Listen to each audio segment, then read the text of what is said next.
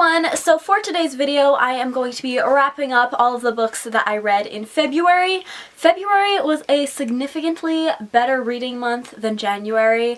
I read 6 books this month and I pretty much enjoyed every single one of them. So yeah, it was a very successful reading month. So let's jump into some statistics for February. I would also just like to mention that I know I wore this denim jacket in my last video, but you will probably be seeing it in the next like 5 or 6 videos that I post because I am binge filming a lot of videos, and also when I like something I just will wear it to death, or like music, I will listen to it until I hate it. So that's what I'm doing with this jacket. It has been washed since the last video, but just thought I'd let you know anyway. Alright, so I've got my laptop with all of the information on it. So I ended up reading a total of 1,798 pages. 2 of the books that I read were romances, 2 of them were thrillers, 1 was a classic, 1 was historical fiction. I rated 1 2 stars, 2 4 stars, and 2 4.5 stars, and then 1 5-star read. So yeah, all of the ratings are for the most part in the 4 and 5s. All of the books that I read were physical copies. 3 of them were from the library, and then 2 of them were ones I had already owned. 4 of them were adult, and then 2 of them were young adult. So yeah, that is all of the useless information that probably nobody else cares about. So jumping into the first book I read in February, that was And I Darken by Kirsten White. This is the first book in a trilogy or a quartet, I'm not really sure, but this series is historical fiction and it follows the story of Vlad the Impaler, but in this series he is a woman. I'd actually never really had any interest in reading this series when it first came out on BookTube, but I just heard so many people raving about it, so I caved under the hype and I ended up buying it and reading it, and I am glad that I did because I gave it 4 out of 5 stars. Probably my favorite thing about this book are the characters. They are just super lovable and they kind of like morally gray, but I also kind of love those kinds of characters. I really liked our main character, Lada, who is supposed to be the Vlad the Impaler character, and the thing I liked about her character is she wasn't the same as every other like YA heroine, and although we do have a lot of like kick-butt female characters, she wasn't like those characters. The way that I would describe her is being not kick-butt, but like completely ruthless. I don't want to like spoil this for anybody, but if you're even like slightly familiar with the Vlad the Impaler story, you know that he was like a ruthless guy in the way that he killed people and stuff like that, and this is what her character is supposed to be. So she will kill with like barely any remorse, and that is not something that you see in these like kick-butt female characters in YA. As far as the plot goes in this, it's very like maybe not political, but there's a lot of just like war and stuff and just like the talk of it and the planning of like battles and things that just goes completely over my head. I'll be honest, there were times where it was kind of dragging a little bit because I was kind of getting lost in all of this war planning talk shenanigans that I don't even know how to explain, but the characters, like I said, definitely pulled you through those kind of dragging parts of the story. So yeah, I gave this 4 out of 5 stars and I am currently reading the sequel, so hopefully that will be in my March wrap-up. Next up, I read the original story of Beauty and the Beast. There's not a whole lot to say about this book. I gave it 5 out of 5 stars, and not even so much that it was like, I wouldn't put this book up there with like my favorite series, if you know what I mean, but it's just like a classic story. How can I give it any less than 5 stars?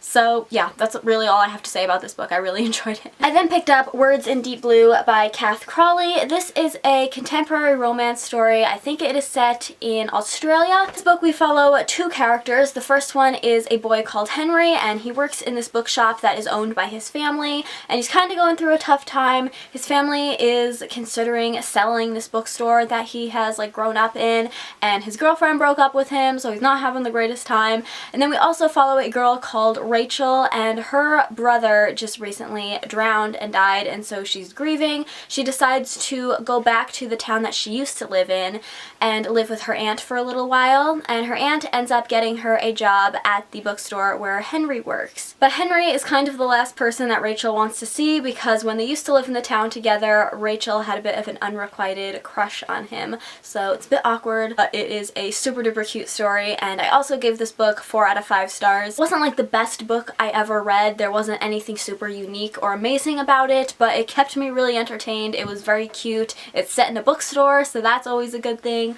So yeah, I really enjoyed this book. I then picked up Maybe Someday by Colleen Hoover. This is a new adult, I believe, contemporary romance story. In this book we follow a girl called Sydney, and she's having a pretty good life. She's in college. She lives with her roommate slash best friend. She's got a boyfriend, but at the beginning of this novel we learn that Sydney's boyfriend has been cheating on her with her best friend slash roommate. And kind of at the same time that that was happening, she would always go and sit on her balcony, and across the way on his balcony would be a boy that would play his guitar, and they ended up kind of forming a friendship. So when Sydney finds herself kind of not wanting to go back to her apartment with her horrible ex-boyfriend slash roommate, the cute guy with the guitar across the way lets her stay over at his place with him and his roommates. So obviously it's a romance. You can probably see where the story is going. Unfortunately, this was my 2-star read this month, which I was very disappointed about because I had read It Ends With Us by Colleen Hoover and I loved that book. So I had kind of high hopes for this one, but overall it just wasn't really my kind of romance story. I feel like contemporary romance is very hit or miss for me because there's a very specific kind of romance that I like, and this just wasn't it. And I know a word that a lot of people probably associate with Colleen Hoover is problematic, which when I read It Ends With Us, at first it seems like an extremely problematic story, but in the end it all comes together and you understand why it was like that, and it actually, I didn't consider it to be very problematic at all. I thought it was actually a very important read, whereas this one, I can actually see the problematic parts of it. And even though there were parts where it was even kind of challenged, like the main character acknowledges that this is not something that should be happening, they still go through with it, and so that's an issue I have. But it also wasn't the worst book I ever read, so I gave it 2 stars. Then picked up Behind Closed Doors by B.A. Paris. This is a adult thriller novel. In this book we follow a couple who seem like the perfect couple. They're really rich, they live in this big house, the husband's a lawyer and the wife cooks and gardens and stuff. But everything is not as it seems. I don't want to give too much away, so that's all I'm really going to say about the plot. I would like to give a trigger warning though, and I don't do a lot of trigger warnings on my videos because I don't read a lot of books that I think need them, so I'm not really sure what to warn you about, so I'm just going to say anything relating to abuse, I would just stay away from this book if it triggers you. So yeah, just to be on the safe side, I wouldn't read it if you're triggered by anything related to abuse, domestic abuse, anything like that. So I ended up giving this book, I think, 4.5 stars. I really, really enjoyed this book, and I don't really think I've read a whole lot of adult thrillers that I've given 4-star ratings or higher. In fact, I don't think I've ever given an adult thriller a 4-star rating before. So I was super duper pleased with this book. And this book actually wasn't really what I thought it was going to be at all. From reading the synopsis on the back, I thought the book would be told from the point of view or perspective from someone outside of the relationship, being friends with the couple and realizing that there's something off about it and then trying to figure out what's going on. But then when I started reading this book, it's actually told from the perspective of the wife. And that made it so much more, I don't want to say disturbing, but it made it so much more real to be reading it from the perspective of the wife. I'm trying so hard not to give away any spoilers, but basically what I will say is the character in this book that we follow basically lives out one of my worst nightmares, and it started off with being my worst nightmare and then it somehow got so much worse.